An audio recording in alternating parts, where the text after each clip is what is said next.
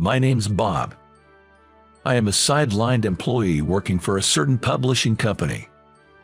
This year, I'm hitting the big 40 and still haven't settled down. Now, that's not to say I've never had a girlfriend. I had one back in college.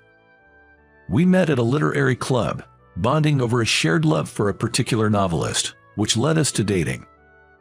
After graduating, we stayed close since we worked near each other, and our relationship was as solid as ever. Never had a fight with her, and I used to think, I want us to always be this close, maybe even get married someday. Turns out, I was the only one thinking that. She started getting closer to a senior colleague at her job, and our meetings started becoming less frequent. By my second year in the workforce, she broke things off. A buddy of mine later told me that she had fallen for some handsome, high-flying executive at the IT firm she worked at. A guy whose looks and paycheck were leagues above mine. In the end, women choose men based on their looks and money. After losing my confidence, I never got a girlfriend again, and in fact, I've lived without even showing a hint of interest in women. However, I was liked by colleagues, and I was very satisfied with my relationships at work. Having left my previous job in my mid-20s and joined this company midway, it's been over a decade. Even though I'm not in a prominent position, covering for my junior colleagues when they make a mistake is a piece of cake. Sometimes, after work, I'd go out for drinks and listen to my colleagues' complaints, offering them advice, so they really relied on me.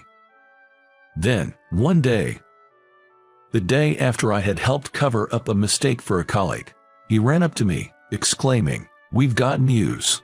Did you hear? We're getting a new employee from the headquarters, and it's a young woman at that."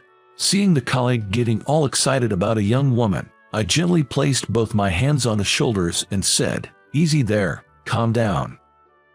Not long after he caught his breath, our boss walked into the office with the mentioned young woman. "Starting today, Catherine will be the manager of this division. I'm Catherine. Nice to meet all of you."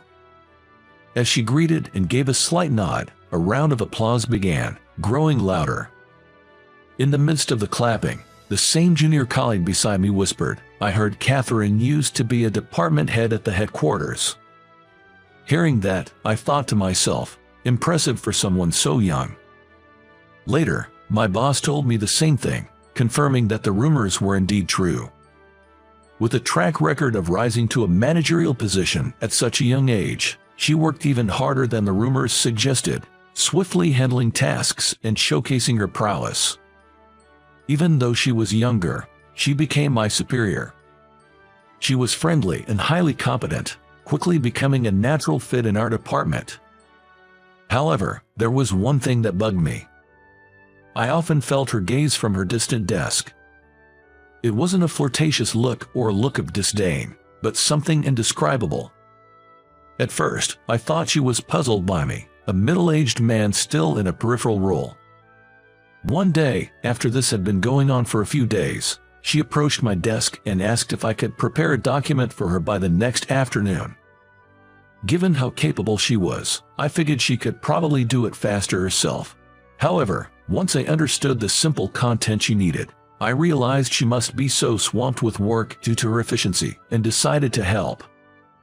So, I said to her, "I can get this done today, I'll bring it over once it's ready," and turned back to my computer. But she didn't move. When I looked up, her mouth was agape, a look of shock on her face. "What's wrong?" I asked. She seemed to snap out of it and said, "Oh, nothing.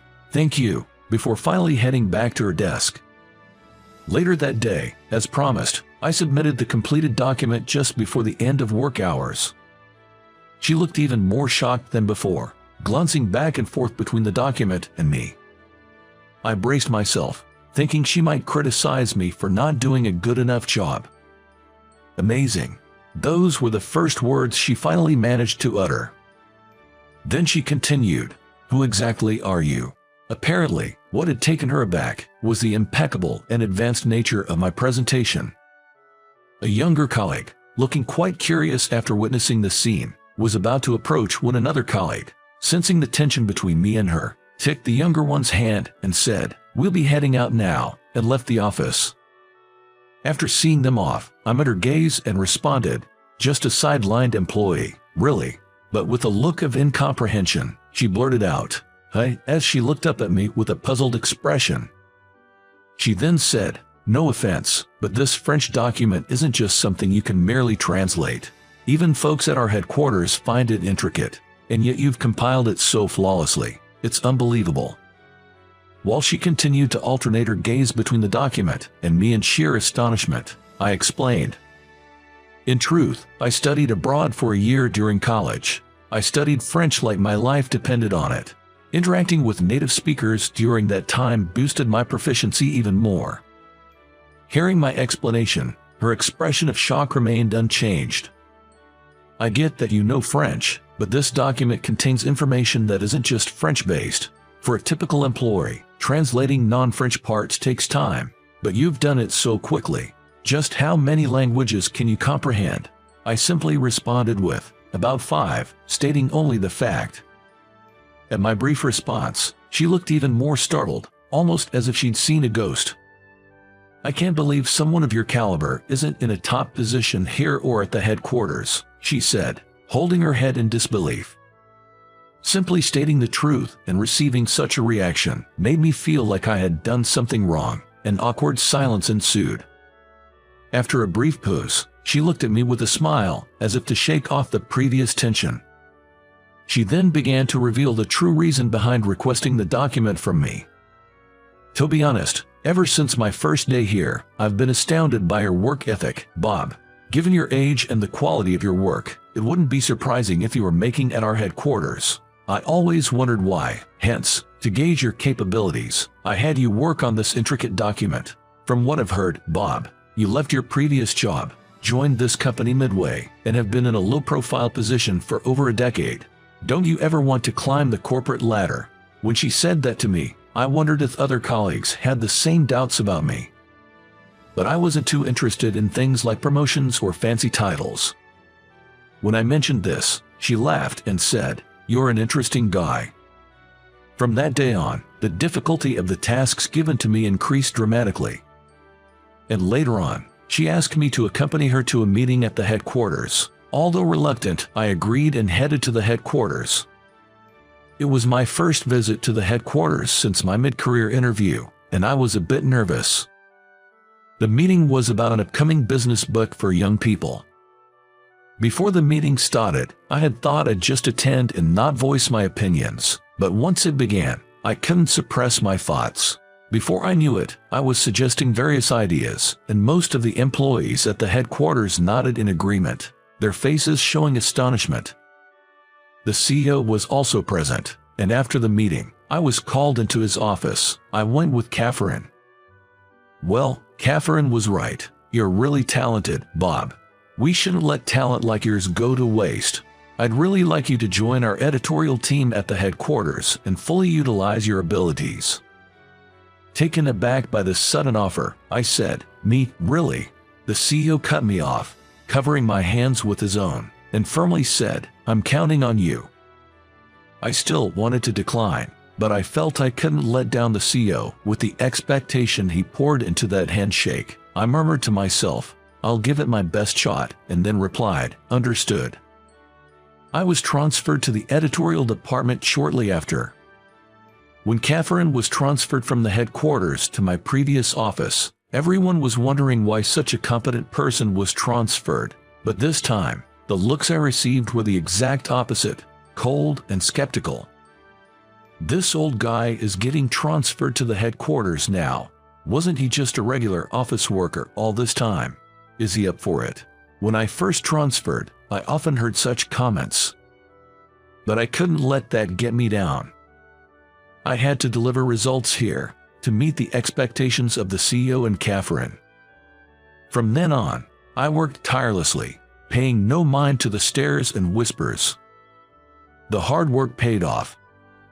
Eventually, even the employees who had once looked down on me began to recognize my contributions. The sense of fulfillment in this environment was something I never experienced in my previous position. I have grown fond of this workplace.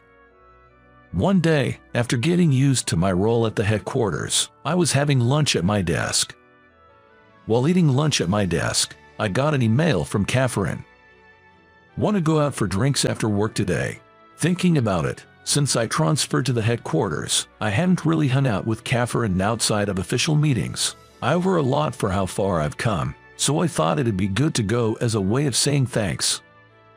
When I arrived at the designated bar, Catherine had already started drinking. Catherine noticed me and waved her hand with a relaxed expression that she would not show at work. I've heard from the CEO and some folks at the office. Sounds like you're doing great, Bob. Well, not really. I'm just finally getting used to the job and the office vibe. It's been busy every day. After giving each other an update, she asked, "Can I ask you one question?" She asked with a slightly different, more serious look in her eyes than before. I didn't say anything but just nodded in response. Why were you, Bob, who is so talented, settled in such a backbench position? Being a lightweight drinker, I was already tipsy after only drinking half a mug of beer. Maybe because of that, I started sharing a story I'd never told any of my colleagues before. I actually graduated from Harvard, but on the resume I submitted to this company, I listed a different university. I couldn't see her face, but I could guess she probably had the same shocked expression she showed when she managed to understand a challenging document in a short time. Ignoring her reaction, I continued my story. In my previous company, which was over a decade ago, I was brimming with enthusiasm from the get-go. I wanted to climb the corporate ladder and be among the elites. Not only did I have the ambition, but I was also one of the top performers among my peers. For a while, my colleagues were just as driven as I was. Every day was competitive and challenging, but it felt fulfilling. However, at some point, jealousy began to seep in from my peers. Before I knew it, they'd say things like, "Of course, he can do it. He's a Harvard grad," and I found myself taking on their work as if they were pushing it onto me out of spite. Gradually, the mental pressure took its toll, and I fell into depression. The next thing I knew, I had quit my job. People had such high expectations because of my Harvard background, thinking I could handle anything. I began to wonder if it was better to pretend to be less competent to avoid the extra stress. That's why I hid the fact that I was a Harvard grad and lied on my resume. Once I finished my story, I looked over at her. She seemed more engaged than I had expected, and I felt reassured. That sounds tough. I kind of get it now. Well, honestly, pretending to be incompetent and being a sidelined employee at this company was easy at first. But if I hadn't met you, I might have just coasted until retirement without ever feeling this fulfilled. While I initially felt out of place when I transferred to our headquarters, now I really enjoy working with my colleagues and the environment. I owe a lot to you, Catherine. I can't thank you enough. Expressing my gratitude was a big reason I came here today, so being able to convey it made me feel refreshed. As for her, she looked a bit bashful and humbly said, "Oh, please, I didn't do much," though her expression hinted she appreciated the compliment. We chatted for a bit longer before she suddenly remembered, "Oh, right. I invited you here today because there's someone I want you to meet, Bob." Apparently, this individual is a professor, also a Harvard grad like me. I heard that he is a well-known professor in the publishing world, and that books written by him are sure to become bestsellers. He can be a bit stubborn and difficult, but maybe he'll listen if it's you, Bob. A few days later, Catherine and I went to meet the professor. "Hello," Catherine greeted as she opened the door. The professor, seated and engrossed in a newspaper, looked up with an exasperated expression and said, "You again. I have someone I'd like to introduce today." Saying this, Catherine gave me a strong push from behind to prompt me forward. "Pleased to meet you. I'm Bob from TZ Publishing." Despite Bob being a Harvard grad, he listed a different college on his resume and was sidelined at his job until recently. Her spilling the beans about my past right off the bat made me bow my head in surprise and embarrassment. However, the professor's reaction was unexpected. "Now, isn't that intriguing?" he remarked, breaking into a cheerful laugh. Well, let's at least hear what you have to say. You came to discuss publishing, didn't you? I had been on guard because Catherine had warned me about his stubborn and difficult nature, but now that the ice was broken, I felt relieved. Prompted by the professor, Catherine and I took seats across the table from him. I was anxious about the possibility of him diving into technical topics I wouldn't be able to answer. However, our conversation remained casual. We chatted about me, about Catherine, and touched a bit on the publishing industry, losing track of time. It was evident the professor had warmed up to me. Man, Bob, you're not only entertaining, but also sharp. If you'd be the lead editor, I'd consider publishing with your agency. Really? Yes. But if we're doing this, we're aiming for a bestseller. I don't want to compromise on the content, so give it your all, Bob. I'm counting on you. And with that, I had won his favor, and just as Catherine had hoped, we got to discuss publishing. We did it, Bob. With your persuasion, even that stubborn professor was moved. I modestly replied, it wasn't all me. I didn't do much, but deep down, I was ecstatic like never before. I couldn't believe I'd have the chance to work with such an esteemed individual like the professor in my life. The thought alone made me look forward to each new day. The business book for young adults that the professor and I collaborated on was a massive success. I was convinced that, with the professor, we could produce future classics, and so I delved even deeper into my work. That effort was never in vain. The books the professor and I released kept hitting the bestseller list, and my presence in the editorial department had grown immensely compared to before. And when I say it had grown, I don't just mean in terms of prominence. The sense of fulfillment I felt, something I would never have experienced in my previous job or back when I was just another face in the crowd, was incomparable to the past. Later on, my relationship with Catherine evolved from work colleagues to dating. Now, we're married and have been blessed with a beautiful daughter. My life, which was once set on coasting through average days until retirement, underwent a significant transformation after meeting Catherine and the professor. I hated my job because of my excellence, and at one point I even gave up my hard-earned title of Harvard grad. However, I was able to change thanks to encounters with people who could be described as fate. I was just lucky to have a fateful encounter, but when I see someone wanting to change their situation now, I want to tell them this. Don't fear change. Take action. Just waiting for an opportunity might mean you only get your chance after turning 40, or perhaps you might never find it in your lifetime. While 40 isn't too late, it's always better to grab chances sooner. If you seize opportunities early, you can enjoy longer and more fulfilling days. To those who are content with their current state, I'd like to ask, is that truly the best you can do?